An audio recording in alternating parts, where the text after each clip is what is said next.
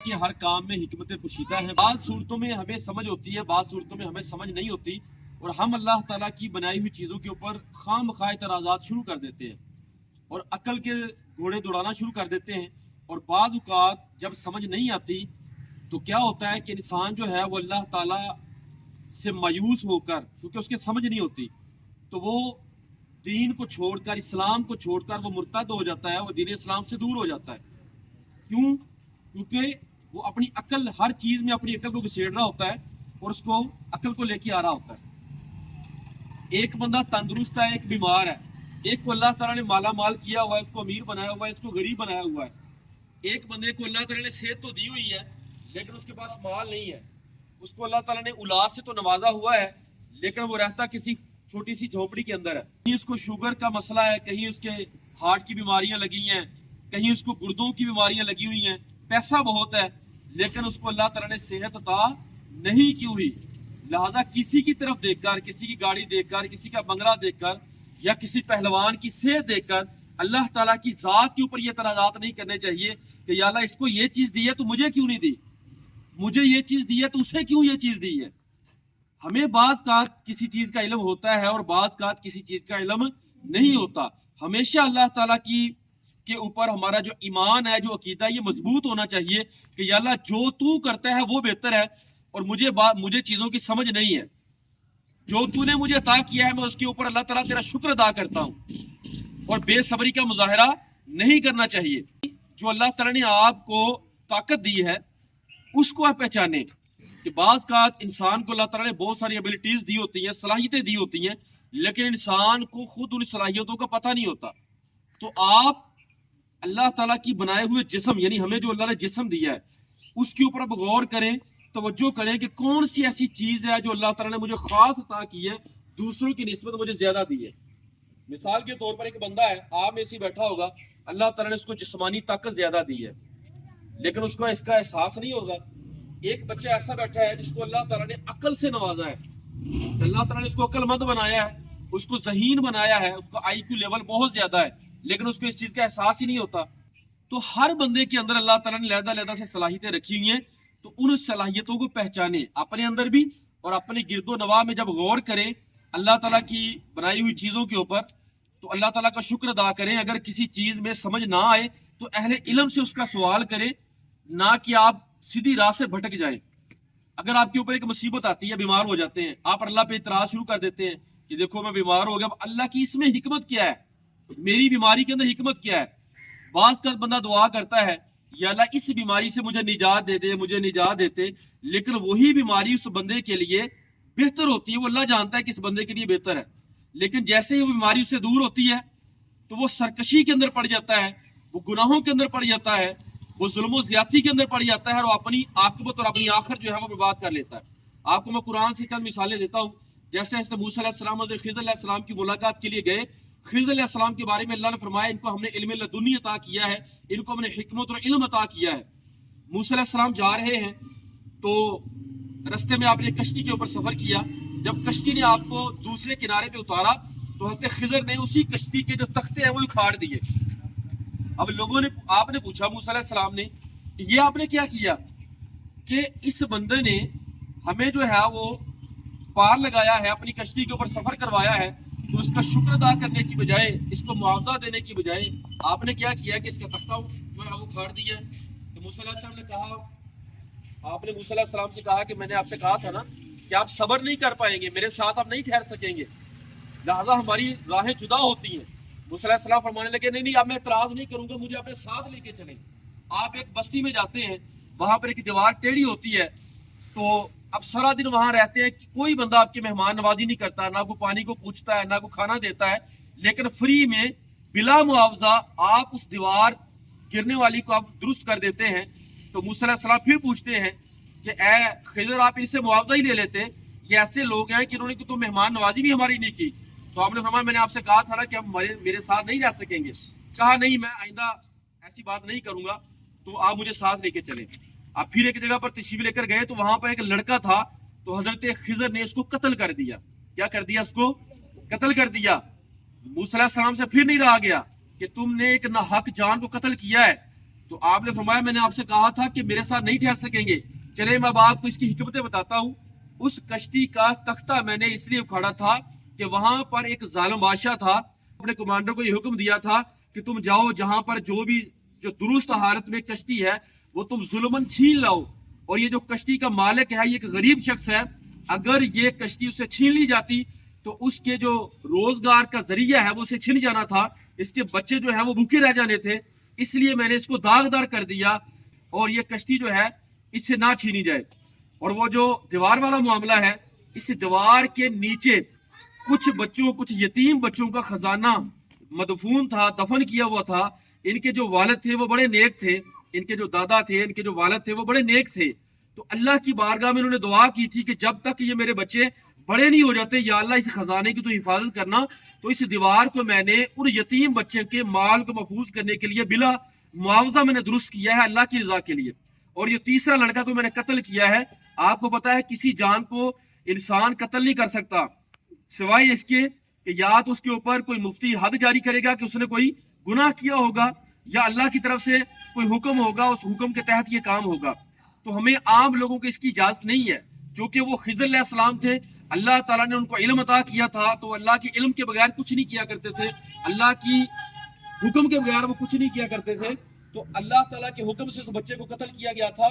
وہ کہا کہ اس میں حکمت یہ تھی کہ یہ جو بچہ ہے یہ بڑا خوبصورت ہے، اس کے جو والدین وہ اہل ایمان ہیں، وہ اللہ تعالیٰ پر ایمان لانے والے ہیں، لیکن کچھ عرصے کے بعد جو والدین تھے یہ ڈر تھا، یہ خوف تھا کہ یہ جو بچہ ہے اپنے فتنے کی وجہ سے ان کے والدین کو گمراہ کر کے کہیں اللہ سے دور نہ کر دے، کہیں کفر میں نہ لے جائے، تو اس لیے اس بچے کو قتل کر دیا گیا۔ تو میں یہ بتانے کی آپ کو کوشش کر رہا ہوں کہ اللہ تعالیٰ کے ہر کام میں حکمت ہے۔ اللہ نے جس کو جو دیا ہے وہ درست دیا ہے، ہمیں اس کے اوپر اعتراض کرنے کی مجال نہیں ہے۔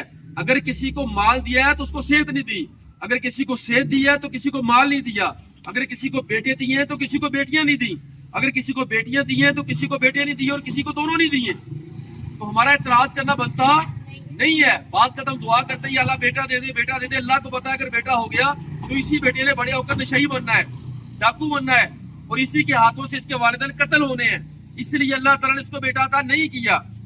تو اللہ تعالیٰ کے ہر کام میں حکمت ہے۔ یہی بات حضرت لقمان علیہ السلام کے بیٹے نے آپ سے پوچھا، اپنے بیٹے کو یہ نصیحت کیا کرتے تھے کہ بیٹا اللہ تعالیٰ کی ہر کام میں حکمت ہے، بعض کا ہمیں ان حکمتوں کا پتہ ہوتا ہے، بعض کا نہیں ہوتا، تو تم بس اللہ کی رضا میں راضی رہا کرو۔ تو وہ بیٹے کو بات کی سمجھ نہیں آتی تھی۔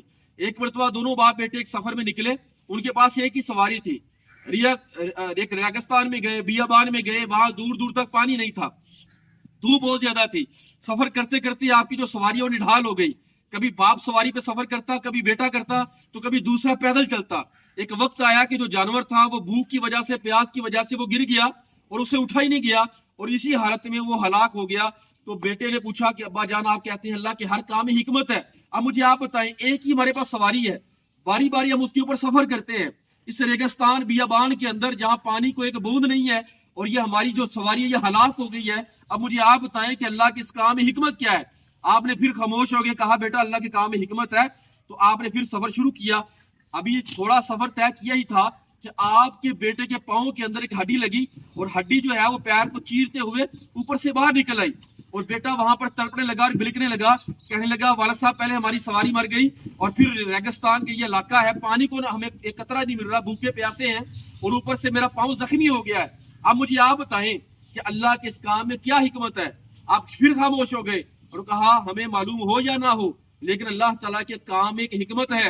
آپ تھوڑا سا سفر کیا کہ دور آپ کو ایک کہیں سے دھواں اٹھتا ہوا نظر آیا، تو آپ نے کہا بیٹا لگتا ہے یہاں پر کوئی کے لیے بستی والوں سے کچھ کھانا لیتے ہیں۔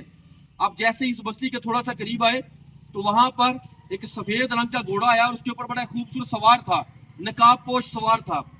تو اس نے کہا کہ یہ تیرا بیٹا تجھ سے بار بار سوال کرتا ہے کہ بتا کہ اللہ تعالیٰ کے ہر کام میں حکمت کیسے ہے؟ ہماری سواری مر گئی، میرے پاؤں زخمی ہو گیا، بھوکے پیاسے ہیں، نڈال ہیں، تو اس کام میں اللہ کی حکمت کیا ہے؟ تو آؤ تجھے بتاتا ہوں کہ اللہ کے ہر کام میں کیسے حکمت ہوتی ہے۔ کہنے لگے کہ اللہ نے مجھے حکم دیا، میں جبریل ہوں، آج اس بستی کے اوپر اللہ تعالیٰ نے عذاب بھیجنا تھا، اور تمہارے سفر کے اندر یہ بستی آنی تھی۔ اللہ نے تمہارے سفر کو سلو کرنے کے لیے، آہستہ کرنے کے لیے، کہ کہ عذاب سے پہلے تم یہاں نہ پہنچ سکو. اگر تم اس دوران اس سفر میں اگر تمہارا گدھا صحیح سلامت ہوتا, تر و تازہ ہوتا, تمہارا پاؤں زخمی نہ ہوتا, تو تم وقت سے پہلے اس بستی میں پہنچ جانا تھا. اور وہ جو وقت تھا وہ عذاب دینے کا تھا, اور ہو سکتا ہے کہ تم بھی اس عذاب کے اندر مبتلا ہو جاتے اور تم بھی ہلاک ہو جاتے. اس لیے اللہ کی حکمت یہ تھی کہ پہلے تمہاری سواری کے ذریعے تمہیں بڑی مشکل سے بچایا گیا, پھر تمہارے پاؤں کو زخمی کر کے تمہیں بڑی مشکل سے بچایا گیا.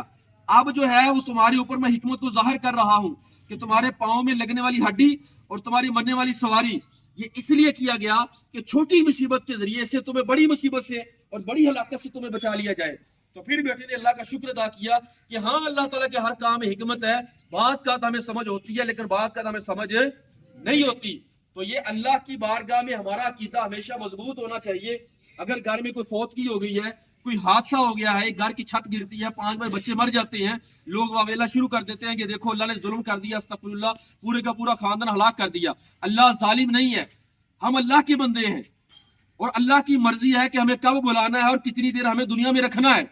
ہو سکتا ہے کہ ہم پتہ نہیں کتنے وہ گناہ گار ہوتے ہیں, تو اللہ نے چھت گرائی, اب چھت کے نیچے جو ہلاک ہوئے وہ شہید ہیں, اللہ نے ان کو شہادت کا درجہ دے دیا. ایک بندہ گھر سے نکلتا ہے سواری کے اوپر, رستے میں ایکسیڈنٹ ہوتا ہے, وہ ہلاک ہو جاتا ہے, پتہ نہیں دنیا میں کتنے گناہ کیے تھے, ان کے ذریعے سے قیامت والے دن اس کو عذاب ملنا تھا, لیکن اللہ تعالیٰ نے اس کو دنیا میں شہادت کا درجہ دے کر اس کے اگلے پچھلے سارے گناہوں کو معاف کر دیا.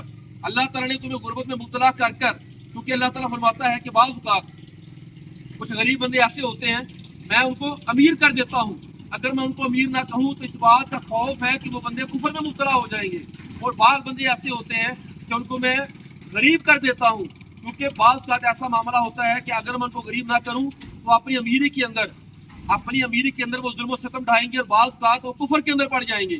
تو میری حکمت کا تقاضا یہ ہوتا ہے کہ میں ان سے مال چھین لیتا ہوں اور گمراہی سے بچاتا ہوں, ظلم و زیادتی سے بچاتا ہوں, اور ان کو میں غریب کر دیتا ہوں تاکہ قیامت والے دن جو ہے ان کو میں نیکیوں کا اجر دے سکوں اور جہنم کی آگ سے بچا سکوں. اس لیے اللہ کے ہر کام میں حکمت ہے, اس کے ہر کام میں تدبیر ہے. اگر اس نے آسمان بنائے ہیں 7, یہ زمینیں بنائی ہیں, یہ دریا بنائے ہیں, اگر یہاں پر بارش ہو رہی ہے دوسری جگہ پر نہیں ہو رہی, ایک جگہ پر ریگستان ہے دوسری جگہ پر جنگل ہے, تو یہ اس کی حکمتوں کا تقاضا وہ جانتا ہے. ہمیں اس بات کا علم نہیں ہے, ہمیں یہ ہے کہ ہم نے اللہ تعالیٰ کی ذات کے اوپر اتنا پختہ یقین رکھنا ہے کہ ہر چیز ختم ہو جائے, لیکن ہمارا یہ ایمان ہونا چاہیے کہ یا اللہ جو تو کر رہا ہے وہ بہتر ہے. ہماری سوچ, ہماری عقل اس چیز کے اندر اس کو سما نہیں سکتی, نہ اس کو سمجھ سکتی ہے. اور یاد رکھیں اللہ تعالیٰ نے ہر کام کے لیے ایک مرد پیدا کیا ہے. ہر بندہ ہر کام نہیں کر سکتا, اور نہ ہر بندے کو ہر کام کے لیے پیدا کیا اللہ تعالیٰ نے. آپ دیکھتے ہیں کہ شارک مچھلی سمندر کے اندر ہے تو وہ سمندر کی بادشاہ ہے, لیکن وہی شارک مچھلی کو آپ جنگل میں لے آئیں تو وہ تڑپ کر کچھ ہی لمحوں کے بعد وہ ہلاک ہو جائے گی.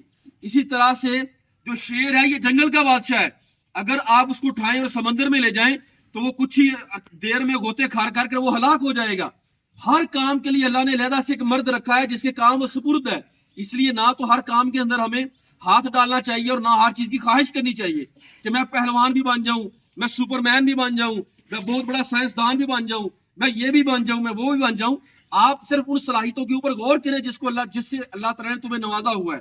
ہر کام کے اندر ہاتھ نہ ڈالیں, دوسروں کی طرف دیکھ کر مایوسی کا شکار نہ ہوا کریں. بس اللہ تعالیٰ کی تدبیر اور اللہ تعالیٰ کے خوف سے ہمیشہ ڈرا کریں کہ یا اللہ ہمارے لیے اچھی تدبیر پیدا فرما اور ہم سے جو ہے وہ بری تقدیر کو دفع فرما, اور ہمیں پختہ ایمان عطا فرما, ہمیں پختہ ایمان عطا فرما. اللہ تعالیٰ ہمارے ایمان کی سلامتی عطا فرمائے.